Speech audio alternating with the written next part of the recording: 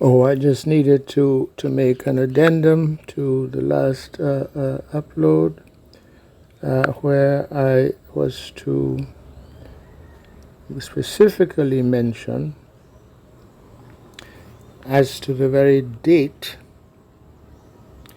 the laying of siege upon Babylon by Zion in the person of the Russian Federation, because that indeed is what we did see on that very day, December 31st, 2021, which would have been the 10th day of the 10th month of the year 6007, is where we see the date there, 31st December 2021.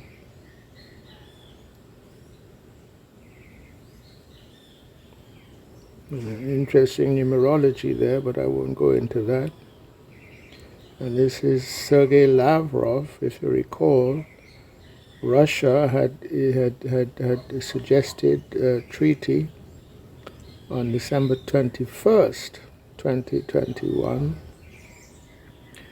to NATO and to the United States regarding the encroachment of NATO upon the borders of the Russian Federation, and in particular through Ukraine, and which was the sort of casus belli of the Russian, what you might call it, special military operation.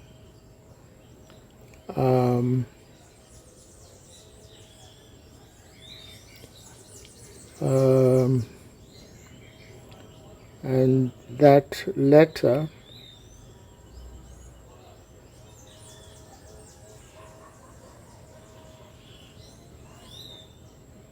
was not taken up by the United States and NATO. And so on December 31st, the Foreign Minister of the Russian Federation, Sergei Lavrov, made this point. And I will just read this paragraph here where he says, in closing, I would like to note, we will not allow anyone to drag out our initiatives in endless discussions. If a constructive response does not follow within a reasonable time and the West continues its aggressive course, Russia will be forced to take every necessary action to ensure a strategic balance and to eliminate unacceptable threats to our security. So this is where he threw down the gauntlet. And this, in effect, is the beginning of that, beginning of the siege of Zion upon Babylon. This is it right here, to the very day. Because whenever, like even when Nebuchadnezzar laid siege to Jerusalem, he didn't just come and set up his forces around Jerusalem. He also sent an emissary. And the point of the emissary is to deliver a demand. You give up, basically, and if you don't give up, we will strangle you through the siege. And in the end, we will come in and we will take the city. There has to be this demand, in effect. And indeed, this is what the letter to the Vatican and to the State of Israel were also of the same nature. You have to give a demand, so you give the enemy, the adversary, an opportunity, first of all, to understand what claim it is you are making and the reasons therefore. I mean, this is just sort of natural justice. You don't just, launch an attack on somebody without giving them a chance to make you whole. It is because you attack because there's some issue that is bothering you. And if you can't say that, then your attack is unjust. You understand? So it is only just if you do have a valid sort of casus belli or a valid complaint. And this is in law. This is natural law. This is international law. Okay.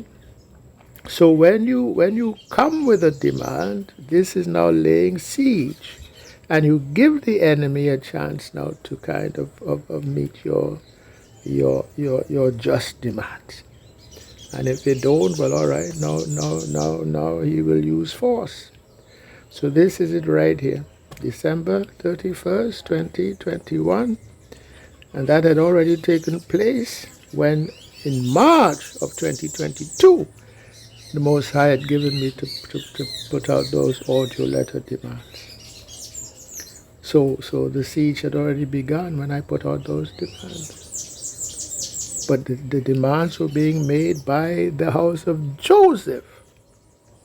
And here was I representing the house of Judah, also putting out these demands upon, starting with the church, the Vatican, and with the so-called modern state of Israel, but ultimately ramifying to the daughter of Babylon, which is the United States, because they all come under that whore, the great whore, Mystery Babylon, WHORE whore, which is also the HOR whore, the House of Rothschild, which is also Gog and Magog.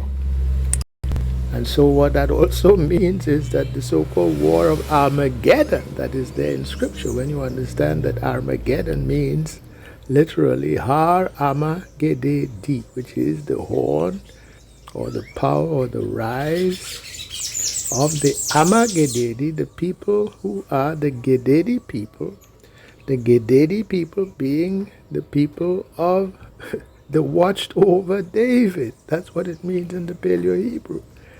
And the watched over David is a reference to King David and his people, who in the narrow sense is the house of Judah. In the broader sense, it is the house of Jacob more generally.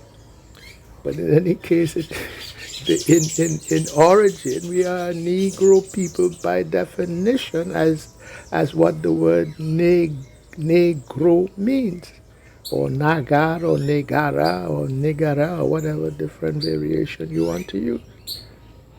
And those people who are brethren, Russia, House of Joseph, when you look at the icons and so forth that indicate the early history of Russia, you see they're Negro people. They've lightened and whitened and brightened and so forth. But fundamentally they are a Negro people in the literal sense of being those people who are of the root, the same tribal root as King David. Because he certainly ruled Judah and came out of Judah, but he also at that time ruled both southern and the northern tribes, which hadn't yet split in any case. Okay, so I will end there and make this an addendum to the earlier upload.